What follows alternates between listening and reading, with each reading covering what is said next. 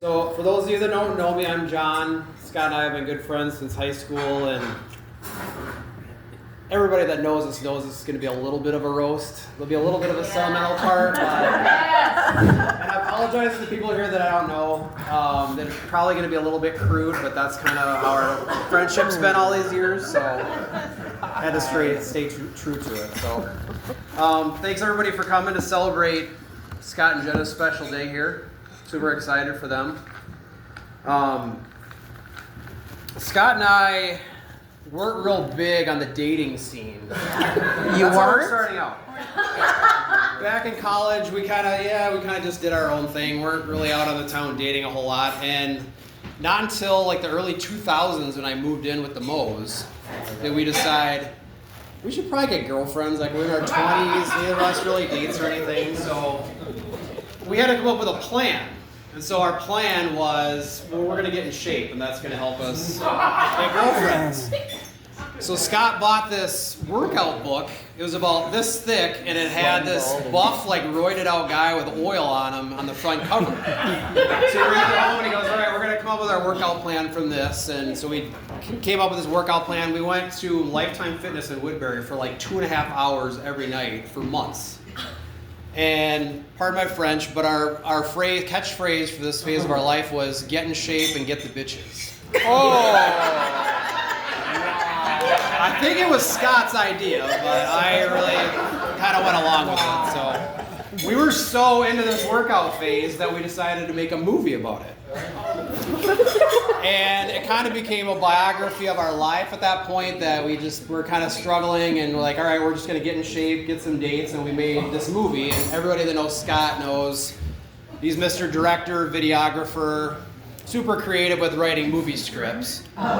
So we're making this movie, and we're doing workout montages where we're lifting weights, we're drinking protein shakes and slamming them on the table. You know where I'm going with this? You think I'm going to go there? I thought about cutting this part out, but I think I'm going to Go for it. So, Do it. with our new streamlined physiques, Scott thought it would be a good idea if one of us filmed a shower scene. Oh. So, who do you think ended up in the shower? John! Sure as hell wasn't Scott. So I'm not going to get into too many details, but there was a shower scene.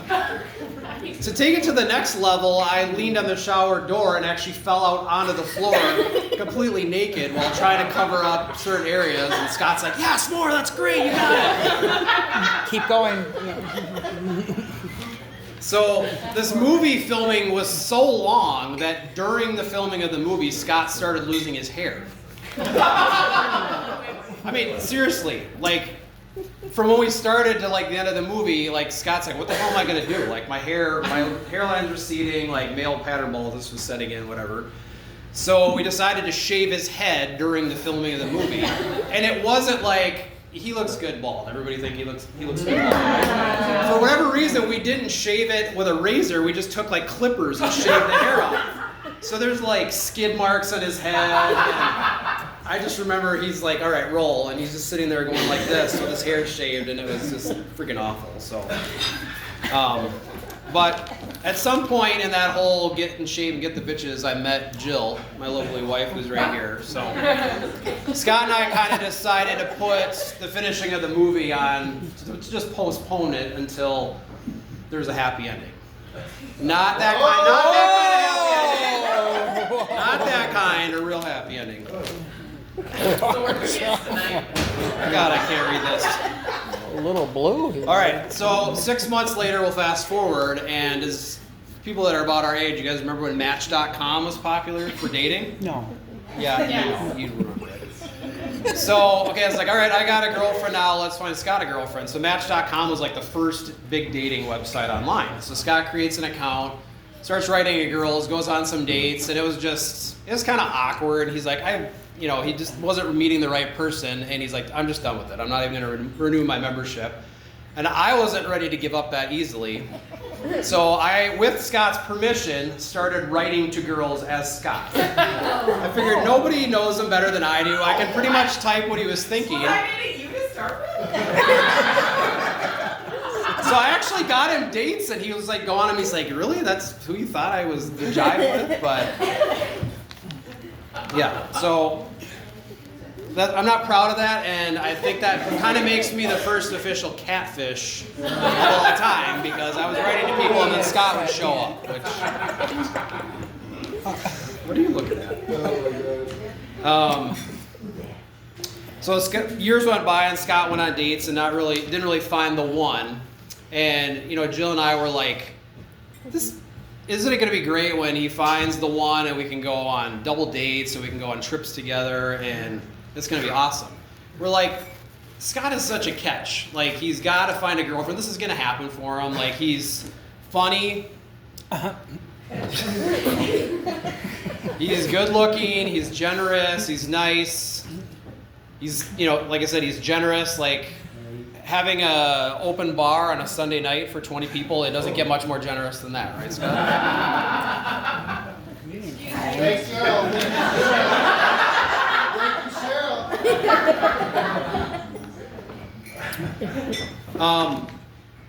He's so good looking that his senior picture, Nancy and Scott thought it would be a good idea to type "too hot to handle" across his senior picture.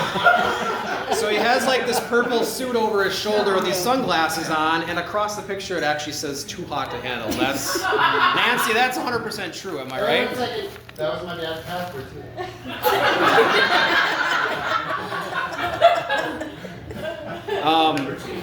Another good quality of Scott is he's good with kids, which everybody here knows. I mean, I always joke that he's like Jesus. Like, he walks into a room and kids just like flock to him. Like, they come, he'll sit down and read a book and kids are sitting around his feet like petting lambs and stuff, and he's just like, come to me, my children. So he's always had a magic touch with kids.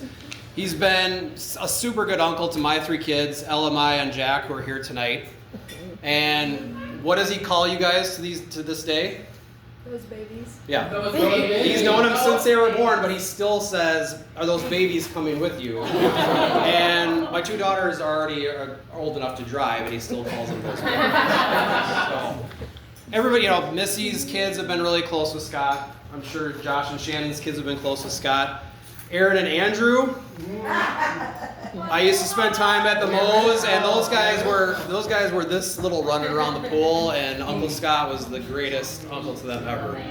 So good that Andrew used to sit on his lap and called him Uncle Cotty when he was like 16 years old. He'd come in from the pool and he would just come over and he'd sit on his lap with his wet towel, and I'm like, Scott, isn't he a little old to sit on your lap? And Scott's like, this is the relationship we have. So, between all the good qualities of Scott that I've talked about, and he's generous, good looking, smart, funny, great with kids. I mean, you could say that he's perfect, right? Here we go. Mr. Perfect. Oh boy. Woo! I was thinking Matt was going to be here. That was more of a joke.